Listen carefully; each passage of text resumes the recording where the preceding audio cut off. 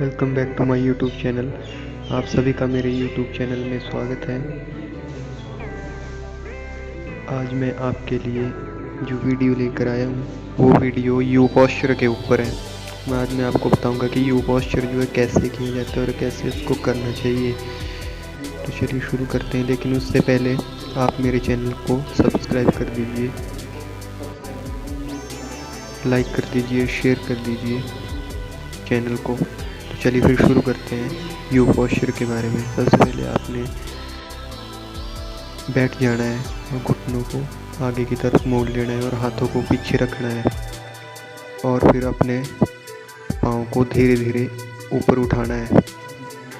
ठीक है, ऊपर उठाने के बाद आपने क्या करना है, ऐसे उठाना है, बिल्कुल एकदम बैलेंस बनाते हुए। फिर अपने हाथों को धीरे धीरे रिलीज़ करते हुए नीचे पीठ की तरफ लेट जाना है और यू शेप में अपनी बॉडी को ले आना है। तो ये आपकी यू शेप में बॉडी आ चुकी है। तो ये है U alphabet posture, U posture yogasana premier series, जो मैं आपको करके बता रहा हूँ डेली अपलोड के साथ। अगर आप और भी वीडियो देखना चाहते हैं तो मेरे चैनल को लाइक कर दीजिए, शेयर कर दीजिए, सब्सक्राइब कर दीजिए। ये था यू पोस्चर।